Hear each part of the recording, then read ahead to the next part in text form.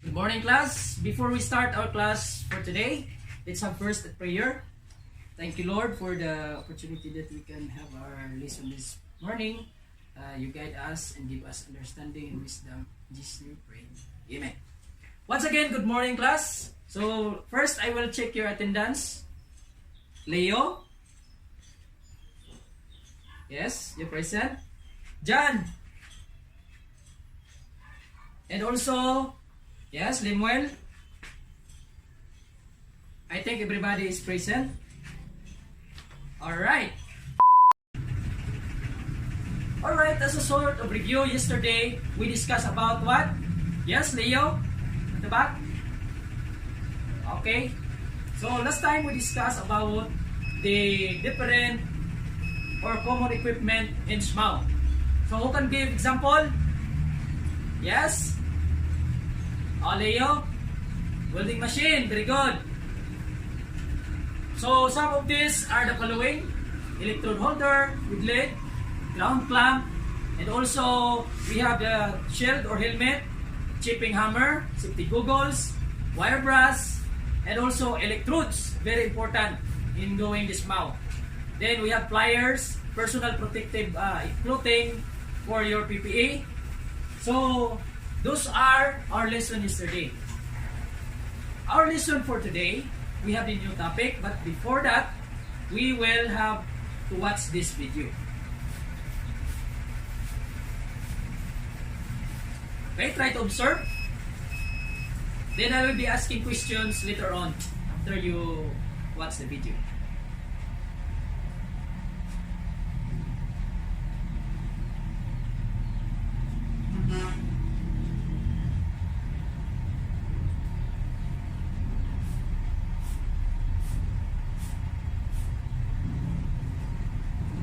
Alright, so that's it. Okay. Now, while watching the video, what was the first thing in your mind? Okay, so maybe you have ideas. If you were the owner of the fins, what would you say? Could you say based on your observation? Did the welding output meet the welding standard? Maybe some of you would say no. So I will be dividing you into two groups. This side will be the group 1 and this side will be the group 2. So I will be showing to you some pictures. Then try to guess what is this all about. Okay. So this one. What is this picture? Yes, group 1? Okay. What is this one? Underfill? Let's try to check. No? It's not? Your answer is incorrect. How about group 2?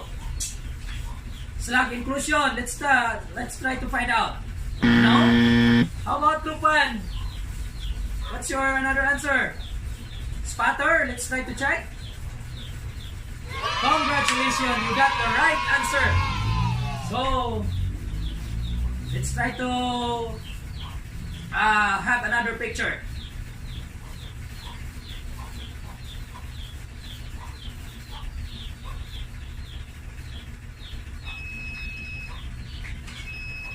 How about this one? Group 1? Yes? Slug inclusion? Let's try to check. No? Your answer is incorrect. How about group 2? Cracks? Yes? Let's try to check. Congratulations, you got the right answer. It's about cracks. Let's have one more. So, how about this one? Try to check. How about group 1? Yes? Underfill? Let's try to check. No? It's not the right answer. How about group 2? Excessive concavity. Let's try to find out. Congratulations, you got the right answer. So it's the right answer that is excessive concavity. Now, let's go back. Let's go to our new topic for this morning.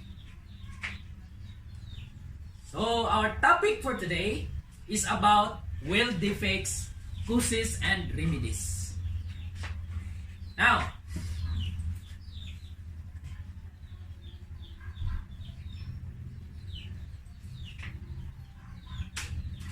so welding defects can greatly affect weld performance and longevity. It also, or having an understanding of the various defects, their causes and remedies can help to ensure higher quality and longer lasting welds. So would you agree with that? Yes, it really affects the quality of the welds, right? So our objectives for today, at the end of the lesson or the session, the learners shall be able to first identify the different weld defects, causes, and remedies. Then number 2, perform stringer or layer beds in accordance with welding standards. Then number 3, appreciate the importance of SMAW through identifying weld imperfections as essential factor. So weld defects. What are those weld defects that we have? So we have identified more than 10 weld defects. We have spatter, slug inclusions, also porosity, and the other one is cracks, undercut, incomplete fusion, incomplete penetration, excessive convexity, and also overlap. Other one is underfill and excessive penetration, and the last one is excessive concavity. So let's try to talk about spatter. What is this spatter? Spatter, if you observe, it is a small particles, or these are small particles of metal that attach themselves to the surface of the material. So spatter, what is the causes of the spatter? High arc power. High arc power, then damp electrodes. This is the cause. How to prevent spatter? First, we have to reduce arc power, and also reduce the arc length. And the last one is use dry electrodes in order to prevent the spatter. Then slug inclusions. So what is slug inclusions? What is slug inclusions? Slug inclusion is the waste material created, and bits of this solid material can become incorporated into welds. So that is why important to identify this one. Bits of flux and rust can be counted as slag. So what are the causes of these defects? So low amperage, improper techniques, and slow travel are some of the causes of the slag inclusions. Then how to repair slag inclusions? First, you have to remove by grinding, and then the other one is by mechanical or processes. So you have to use it's either steel brass to remove the slugs inclusions. And then let's go back. How about this porosity? Porosity is that is on the picture. Now, porosity in this defect, air bubbles or gases are present in the weld zone. So that is the cause of porosity. The small holes of your welded surface. Cause of porosity. So what is the reason why our welded surface got the porosity?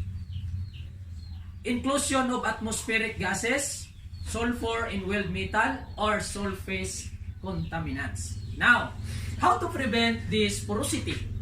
In order to prevent the porosity, you must first slower speed to allow gases time to escape.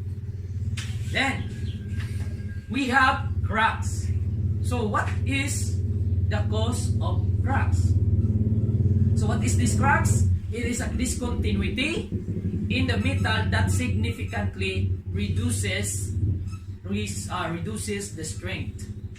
And causes of cracks are low ductility, or the causes of cracks is low ductility of weld, solidification, shrinkage.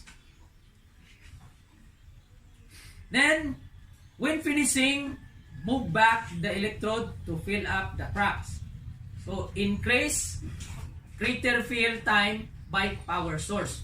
So, by doing this, you may be able to repair your cracks. So, the other one is undercut. What is undercut? So, if you have seen the picture, try to observe. So, undercut is an extremely common in welding defect. So, it happens when your base metal is burned away at one of the toes of a weld. So, that is one of the causes. Then, portion of base metal melted away. So, cause of undercut, high amperage, no? So, number 2, wrong electrode angle. So, when you are doing welding in the wrong electrode angle, it would result into undercut. Long arc length. And the other one is electrode is too large for the base metal. So, those are the causes. Now, how to repair or prevent this one? So, first, clean metal before welding. So, very important that you must clean the metal first. Then, how to repair undercut? So, weld with smaller electrode. Sometimes must be low hydrogen with preheat. So, the other one is incomplete fusion. So, what is this incomplete fusion? This incomplete fusion is a weld bed in which fusion has not occurred throughout entire cross section of joint. Now, what is the cause of incomplete fusion? So, the cause of incomplete fusion, first is low amperage. Then, fast travel speed. The number 3, short arc gap. So, that is one of the causes. Lack of preheat. Then, electrode is too small. Then, unclean base metal. So, you need to clean the base metal in order to avoid incomplete fusion. So, how to prevent of incomplete fusion? Now, first, eliminate the potential causes that may lead to incomplete fusion. Last, eliminate the potential or that is the one of the prevention. Now, how to repair incomplete fusion? So, you're going to first remove and re-weld. Be careful to completely remove the defective area. So, incomplete penetration. So, the other defect is incomplete penetration. So, what is this incomplete penetration, by the way? So, this is incomplete happens when your filler of metal and base metal aren't joined properly.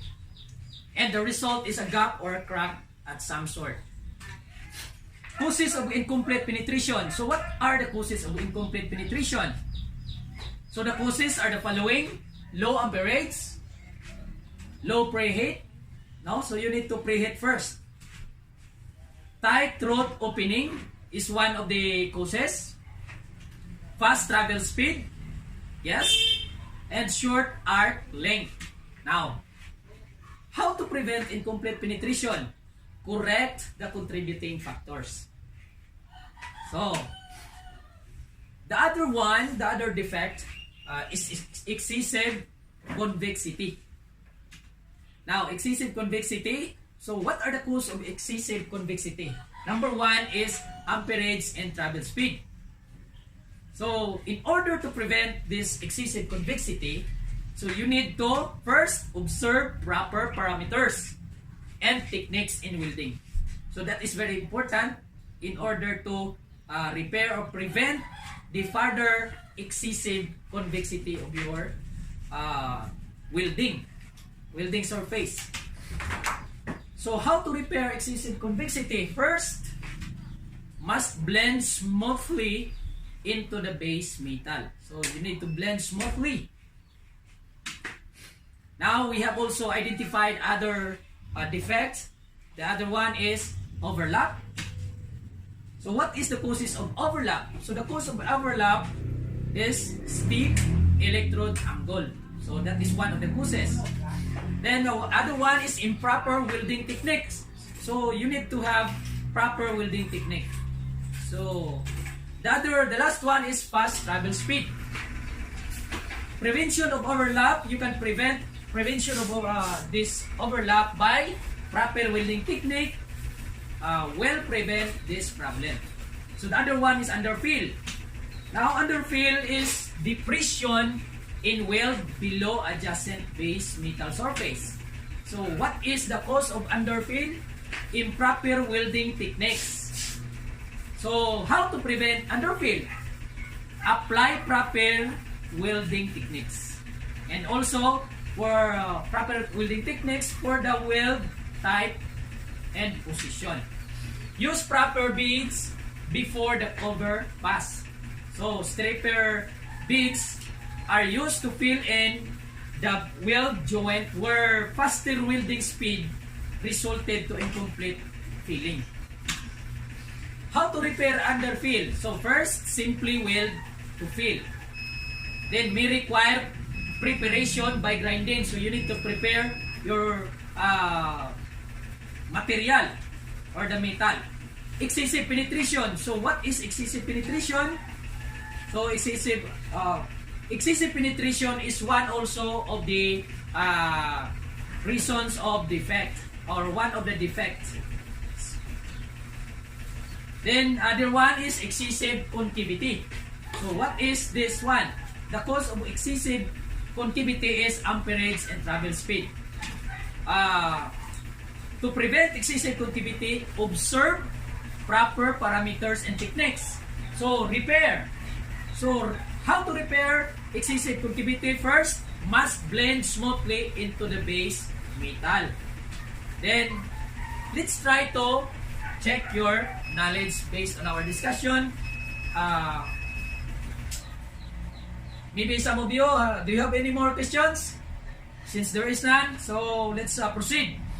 How does weld defect affect the quality of weld? Anybody? Okay. Then number 2, even the most inconspicuous weld defect can render a welded structure unfit eventually to carry out its intended purpose.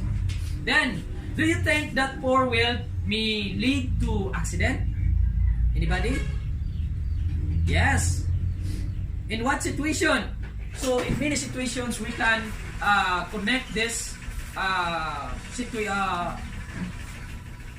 this poor welding performance may lead to accident. Why is it important to properly identify weld defects as a welder? So very important, as a welding defects can greatly affect weld performance and longevity. Then early detection and correction is important to ensure that welds can carry out their design purpose. So now let's try to apply in our life. So have you ever tried or experienced any weld defect before? So if you have experience in welding, did you experience this one? If yes, have you used what remedies did you do to repair it? Then if not, will you be able to use the remedies which you have learned today. Explain your ideas. Okay? So, very good, no? Let's try to answer this evaluation. Now, the 1/4 sheet of paper, try to answer the following questions. Okay? Okay, I give you time to answer the questions. Okay, done.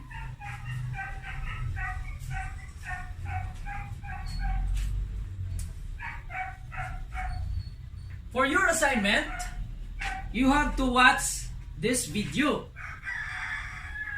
Try to add your knowledge or information by watching this video. So next meeting, we will I will be asking more questions with regards to that video that you have watched. So try to continue watching this one. So you may continue watching this using those length, that length that I give to you. Okay? So that's all for today. Thank you very much for watching and listening on our discussion. Goodbye, class. God bless.